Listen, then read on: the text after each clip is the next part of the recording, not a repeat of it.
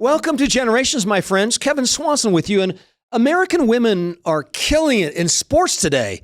Men have lost ground in competition, but will women have to defend the nation from potential invaders in the future? I guess that's my question. For example, the 2024 Olympics, Title IX's impact was stunning. Overall, current or former NCAA student athletes earned 330 medals. Of this number, women accounted for 58% of all NCAA medalists, 63% of all gold medalists. Women are killing it for the country. Go, girl. You go, girl. And a big by the way here, the gender ratios for college enrollment, 60% women, 40% men for the first time in history. That's a contributing factor. And now they're dominating athletics at a ratio of 60% to 40%. Well prepared for combat. And as of now, 47% of U.S. women ages 25 to 34 have a bachelor's degree, only 37% of men. Women are killing it. Women are leading our society. Go, girl. You go, girl. The women had no more children. The men lost reason and faith, and the gods of the copybook heading said, what? The wages of sin is death? What does that have to do with anything? That was just Rudyard Kipling writing the epitaph, was 100 years ago.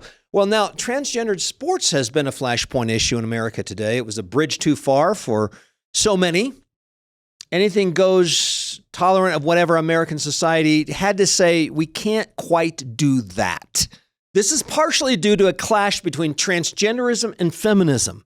The wicked don't always get along with each other. That shows up in the Psalms. The feminists wanted women to do whatever men could do, but in their own leagues. And the transgender wanted men who pretended to be women to wolf in on women's sports, only to destroy women's sports altogether. So, see, it just wasn't working out. The Fox News worldview is still basically this: transgender if you want to, just don't think you can do everything girls do and play on girls' sports teams.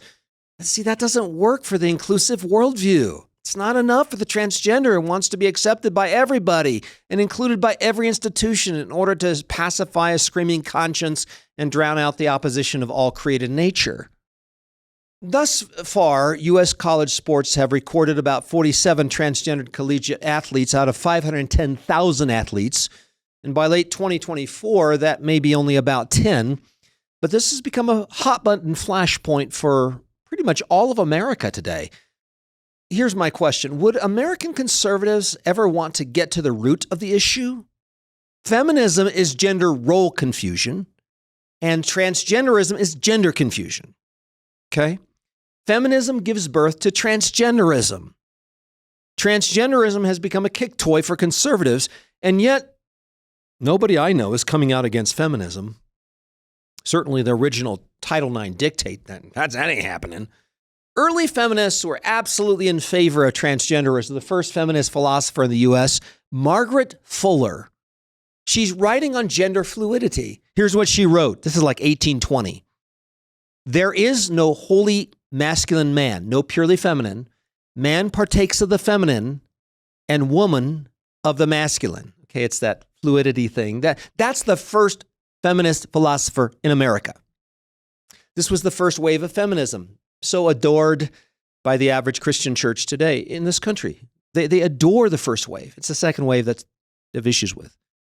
But this was 200 years ago, folks, just the beginning of this zeitgeist wave over all of human society. And of course, Louisa May Alcott, the author of Little Men, Little Women, she penned these famous words in the 1870s. Quote, I am more than half persuaded that I am a man's soul put by some freak of nature into a woman's body, because I have fallen in love with so many pretty girls and never once the least bit with any man. Okay, that's Louisa May Alcott. So this weirdness began in the 19th century, friends. Don't ever forget that. It takes about 150 years to get to Bruce Jenner in drag and Fox News conservative media taking him seriously. So it takes about 150 years for that to happen. Feminism gives birth to transgenderism, but they don't always live together in harmony. So that brings us to this week's Fox News headline. This was the headline, top story in the nation. Florida Attorney General responds to vicious foul on Sophie Cunningham And for the uninformed, let me explain. A black woman named Carrington fouled a white girl, Sophie Cunningham, in a WNBA, the Women's Professional Basketball League. And Sophie Cunningham is somewhat of a darling for Fox News because she has taken a stand against transgendered guys crossing over into feminist sports. Anyway, Carrington was pulled from the game because she clotheslined her friend, or somebody who's supposed to be her friend. But when she was pulled from the game, Carrington, who's a black girl, she called it white privilege. Okay, stop for just a moment. Just stop for a moment. This was the top story for the nation. This is what the end of a civilization looks like. The insanity reveals itself at like 10 levels.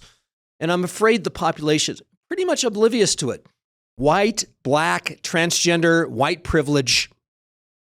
There's a major catfight going on between Carrington and Cunningham, and the public is duly entertained. But get this, they're both good Christian girls. Okay? Carrington's cross tattoo on her arm references the fear of God, prominently displayed on her arm on the Fox News thing. That's what caught my attention, because she's clotheslining Cunningham on the court, and there's her cross tattoo. And I'm thinking, she's a good Christian girl. But yeah, she's been playing with lesbianism.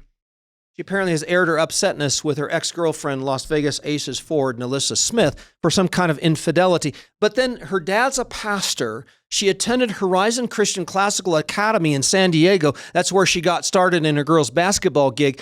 And she told CBS Sports she watches a sermon and does her Bible study after the games. But then Cunningham has also testified to her baptism and allegiance to the Christian faith as well. So we got two good Christian girls here, at the forefront of American culture, and things that just make you go,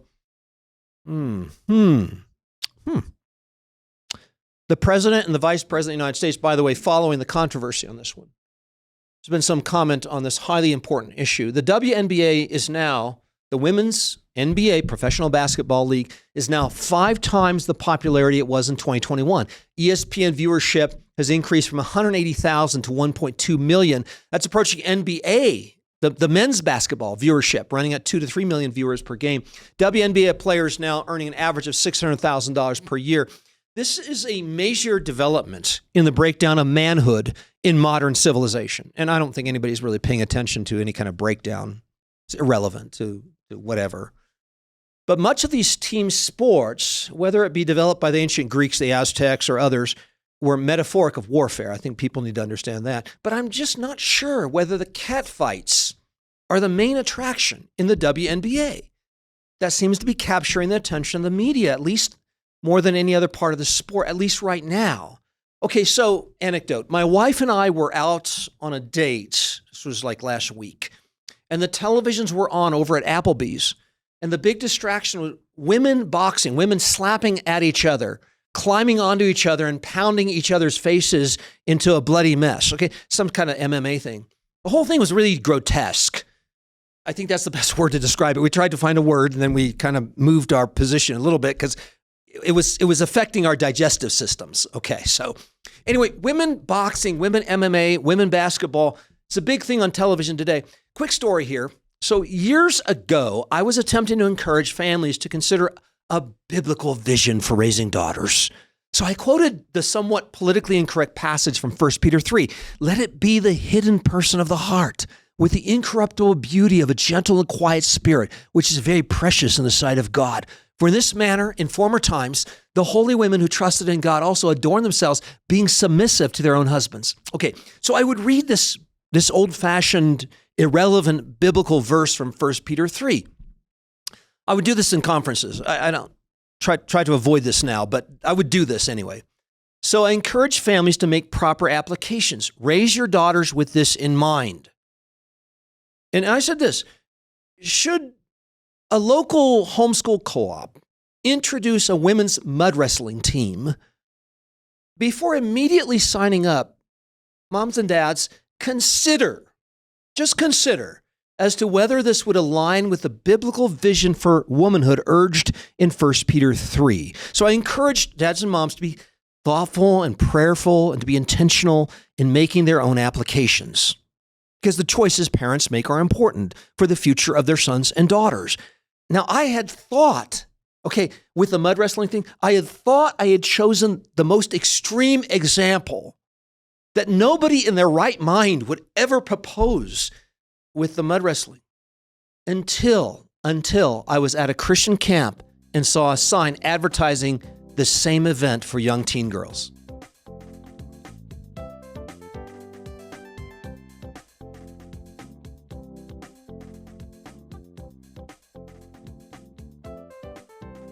Now, Danny, without a vision, the people perish.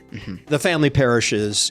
Raising sons and daughters, not good. We need a biblical vision for this. And yet I struggle and try to avoid narrowing the application for individual families. You understand, presenting the biblical principle and yet at the same time, allowing families to make those individual decisions relating to sports, relating to college, movie watching, the kind of books you're going to buy. By the way, prefer ours.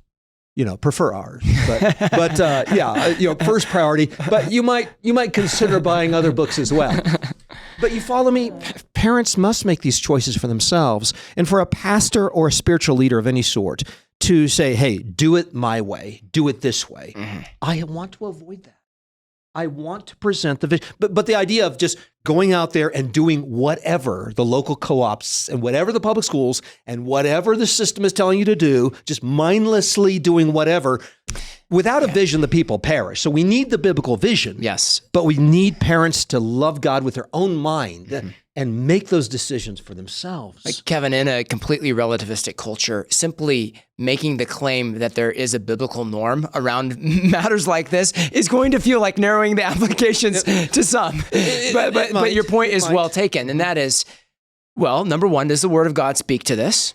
I think we believe it does. Sure. And then, like you said, the application of those principles is up to the parents led by the Spirit. And there is a sense in which the Word of God applies to everything in life. Why? Because, the hierarchy of principles leads right to loving God with heart, soul, mind, and strength and seeking the kingdom of God. And then there are all the others. There's the generic elements, but there are also gender-specific elements relating to raising sons and daughters.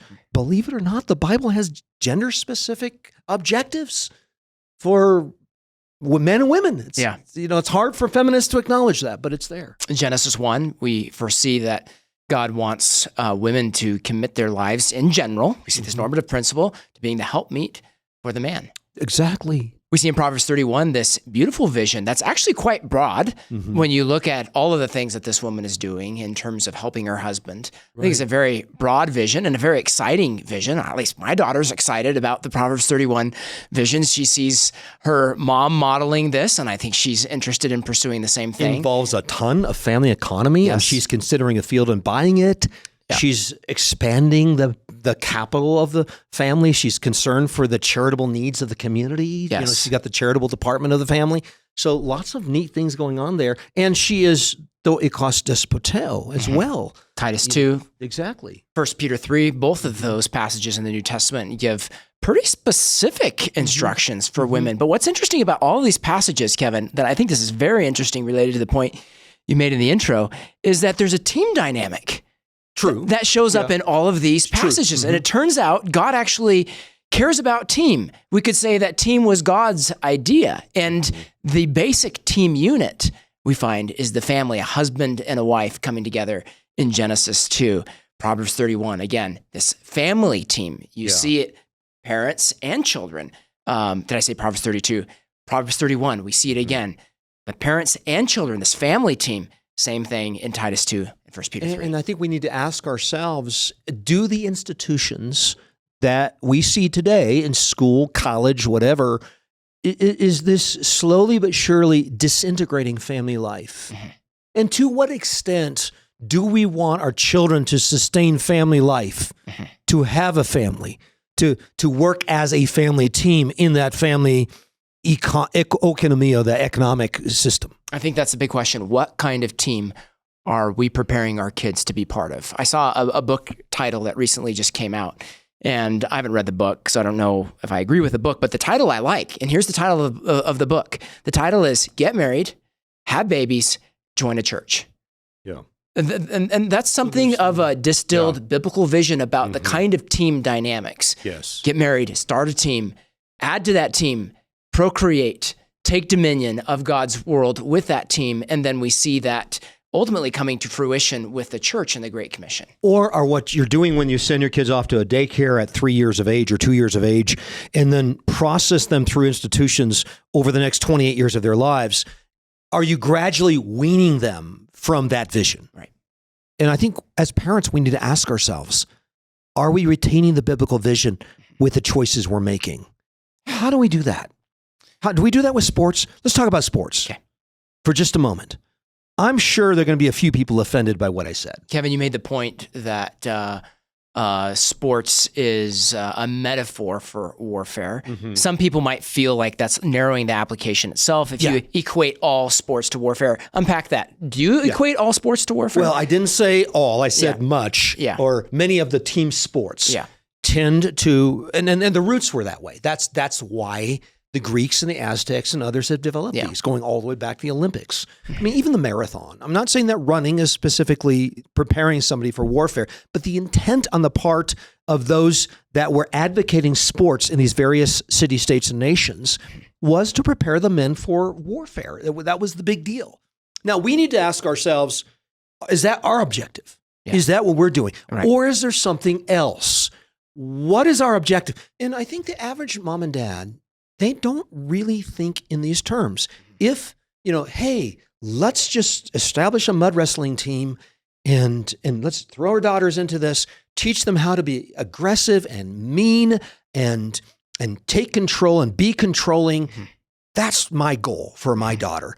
I'm guessing the average mom and dad isn't thinking in those terms because they're just doing whatever the co-op decided to do. There were 3 or 4 foolish people that came up with a dumb idea, but it got some traction. And before you knew it, 92% of people in the co-op are involved with it. I think that's the way things work in our society today. I'm just simply asking the question, is it okay for parents to make thoughtful choices concerning their objectives? What is your objective? Mm-hmm. What do you want to accomplish? I believe there are certain sports and certain ways in which your daughter's maybe involved in sports that could very well accomplish the 1 Peter 3 vision or the Genesis 2, Titus 2 vision. Yeah, I think about my parents in this respect, and I think maybe they sort of baked this way of thinking into our life because I remember Dad making comments very frequently like, Danny, this is sort of the vision. We want to see you be a godly father, godly husband, well regarded in the marketplace. Is this going to lead to that? And that sort of conversation came up about a lot of different things that we would do, including whether or not we played paintball. And for the record, we didn't play paintball growing up because Dad was concerned that it was tipping too far into the violence thing, right? No, that's even for the guys. Even for the guys, that was his perspective. His decision. That's his application. We'll respect that. My point is, he was thinking through these things. I probably wouldn't make that same application today, but I appreciate the fact that he was not just doing it because everybody else was doing it. One of my daughters came to me, this would have been 15 years ago, and she said, Dad, I want to breed dogs. And I thought to myself, that's a great idea. And here's why I like it, is that I wanted my daughters to be nurturers. And there's something about breeding puppies and kittens where, okay, they're 13, 15, 17 years of age. And at that point, of course, we're not having more babies. There's something about having more babies where your older daughters can nurture and care for the younger babies, younger children in the home. And we get that in bigger families. But we were at the stage where I didn't want them to absolutely be out of this nurturing stage for, 15 years in which they're completely away from the idea of nurturing and raising the next generation of children. And there usually is that period of time which they're not married. And we would like them to be at a stage at which they're caring for babies or caring for even animals is something they could do. So that was an application I thought was healthy and good for our children. And we just continued with that for a number of years. I think sometimes, Kevin, too, we can add a little more creativity to this, right? Like it isn't as if the only way to learn how to play volleyball is to join the local public school women's volleyball team, right? Like, develop that. There's a lot of creativity. My father-in-law was a PE teacher at a Christian school, very much involved in sports in his early life. None of his kids played team sports, but all of them are actually quite good at sports. My brother-in-law, Chad, my wife, Megan, my sister-in-law, Heidi. And you know what? I appreciate the fact that my wife can throw a ball and in fact, she can probably shoot a gun, maybe better than some guys, myself included. And I have to say she's in pretty good shape because, on Tuesday mornings when I come home from my Bible study, not very far from your house, I see her jogging up and down the road in front of your house. Walking these days, but yes. Walking these days. But she's in very good shape. And I think that's part of it too, is we want to be sure that bodily exercise profits a little, but for what reason? Yeah. What's the goal? To love God, to build a household, to be in good physical labor that I may be able to serve others. We got to be thinking through those. And let's be creative in finding ways to accomplish those good ends. An example of this, recently my 7-year-old son, last week comes to me. He says, "Hey, Dad, can I talk to you in private?" And this is probably like the second time in his life that he's ever come to me and said, "Can I talk to you in private?" My son's not a very private kind of guy. My daughter is, not my son. And he's 5 or 6 years, 7 years old. 7 years of age. And he says, he really had to work himself up to this. "Dad, I want to join a soccer team." And he kind of caught the soccer bug over the last few months. And I'm immediately thinking, okay, soccer team, influences. Do we really want to be the soccer family running? That's fine for some, but maybe that's not exactly like what we want to do. But hey, at the same time, he's into this idea of kicking a ball through goalposts, running around on a field, and there's something good and healthy about that from my son, Jed. So instead of like just immediately thinking and communicating to him my concerns, I'm like, "Jed, that's great. How about you start one?" And here's, I bet there's some other boys in the church who would like to improve their soccer skills. Why don't you coordinate and organize just a mini small soccer camp for some boys in the church, and maybe find a godly coach that can teach you guys some soccer skills and learn networking in the process. And by the way, why don't you start out with a handwritten note coming up with your plan, and I'll take a picture of that and I'll send it out on the church email list. Well, I'm thinking leadership skills. Right. How could this take an interest that he has right now and develop that into something that will serve him for decades to come? Let's get back to girls for just a moment. What about the princess thing? Again, drawing in the choices we're making. Do we purchase all the Disney movies produced since 1954. Are you asking me to narrow applications here? Well, you've got to make that decision for your family. Yes. I'm not telling you to make it for anybody else here. But we need to walk through this for a moment. Yeah. If I was to present that to you and I'd say, okay, here are 27 movies on the princess thing produced by Disney and others for your daughters. And we talked about this off air, so I think I'm safe to get here. You're probably thinking, okay, where does that fit in to Genesis 2, Titus 2, 1 Peter 3? That's where you're going. That's what my wife's thinking. And your wife is thinking the same thing. Yeah. And you said she probably is not going to go for the princess thing. No, Megan specifically doesn't go for the princess thing. Why not? Well, the princess thing is just kind of artificial.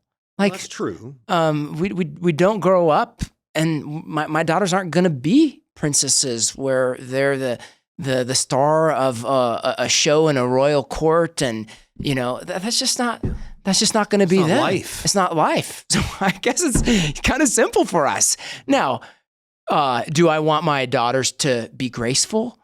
Yes. Do I want them to be, cultivate inward and outward beauty, the beauty of a meek and quiet spirit? Yes, all of those things. Yeah. But it may not be exactly the way it's presented by Disney, is what you're saying. Probably not. Yeah, Probably not. Therefore, that's going to affect the way you choose your entertainment. Yeah, it's going to those kinds of things. I mean, I already see this with Katie. She's at 9. Those things impact her so significantly. role models are so significant. And if we fed that stuff to her, for hours every day or even hours every week, I just know that would begin to sort of form something of an identity for what a successful or a female role model that she would want to aspire to. And I think we are all reacting towards the egalitarian feminist vision that has been, very much impressed on us via G.I. Jane, via just about any kind of violent movie you watch today. There is almost equal opportunity violence on the gender side of this. Right. The 5'1" woman is doing the karate thing to the 6'8" man, and she's drawing blood and all the rest. And we respond to that by saying what? We will moderate the aggression. We'll moderate the degree to which our daughters will be involved in some of this. For example, are we as assiduous about our daughters preparing to defend their households with armaments versus our sons, right? I mean, you look at Nehemiah 4:14 and you know that one of the obligations for men fight for your families. Is to fight for your family, Yep. your sons, your daughters, and your wives. So, I mean, that's Nehemiah 4:14. So the Bible does, in no uncertain terms, lays out the responsibility upon the man. If somebody's breaking into my house at 2 a.m, I'm not sending my wife out there with the 45. And by the way, I do have a 45. Yeah. Is that okay? Yeah. Say that on the air? I think so. Okay. I've got a 45 within reach, and it's not on her side of the bed. Does that make sense? It's on my side of the bed. Is that appropriate? There's biblical priorities, and what you're saying is those priorities will show up in our child training emphases and our sports programs, You and would our think so. educational programs. Yeah. You would think so. Is that controversial? When I said that the 45 is on my side of the bed, am I going to get people writing in going, what's wrong with you, Kevin Swanson? We need a more egalitarian approach to this. Now, I'm not opposed with my wife having a gun or my daughters having handguns or long guns or whatever. I'm okay with all of that. But the priority is me. Priority is my son defending his household. Kevin, the reason it's controversial is because you're opposing a complete free-for-all. And the moment you tamper with the total free-for-all of men's and women's roles, you've become controversial. So yeah. I guess I'm okay with that. We've only been controversial for 22 years, my friends. So I think we're pretty much used to that. But if anybody wants to write in on this one, I think this is worthy of some discussion. mail@generations.org. But we all have these resources. The resources you choose for your daughters matter. Mm-hmm. And so go through what we have here with Virtuous, Nancy Wilson. That's an excellent little resource. This is a book that we include in our character track for young ladies, and I think it's 7th or 8th grade, somewhere right in there. And so this is more of a didactic, what does the Bible say about what virtue looks like? And by the way, that word virtue there's a significant element of strength and nobility in that biblical idea. Yes, absolutely. And so, lest anybody for a second think we're talking about raising ninny daughters. Mm-mm. Nothing. Nope. We're talking about strong, noble cornerstones in the palace of a king. Yeah, solid cornerstones, right? And then the next question is, okay, once you have that biblical perspective, like who do you want your daughters to grow up to be like? Mm-hmm. And the reality is that the role models they find in literature and movies will absolutely impact them. I want my daughter Katie to have the faith of a woman like Corrie ten Boom. Mm-hmm. Corrie ten Boom. I want my daughter to have the spiritual life that is presented in this novel, Stepping Heavenward. Mm-hmm. The faith in this story, Princess Bellaheld, which if you're like, well, wait a minute, there's a princess story. It's a different kind of princess. It's a different kind of by a long shot. Princess. Mm-hmm. And then biography. Mm-hmm. Such a powerful way of shaping our daughter's sense of what biblical success in womanhood looks like. This series is one of our top sellers. This is the Chosen Daughters series from P&R. And I'm not aware. It's a series of godly women. And heroes of the faith from across the centuries. So they're actually real people. They're real people. These are biographies. Okay. So yeah, so it's a beautiful. Okay, we have Olympia Murata. We've got Edith Cavell. So yeah, just quite a distribution. Okay, my friends, those are the resources we have available for young ladies at generations.org. Recommend that to you. Please go to the website, grab some of that, and I'm sure there's a lot more good stuff out there. So again, be intentional, be prayerful, be thoughtful. It matters. Set the biblical vision. This is what God has laid out for my daughter. Pray over it. It's your burden for your daughter in prayer, your prayer life for her. And what you do in terms of your prayer, in terms of the choices you make, in terms of the habits that you put into the home, that will make a difference for your daughter's future and for your sons as well. Friends, you've been listening to Generations. Danny Craig's been in the studio with me. Thank you, Danny. It's always a joy to be with you. And friends, I want to invite you back again next time as we continue to lay down a vision for the next generation.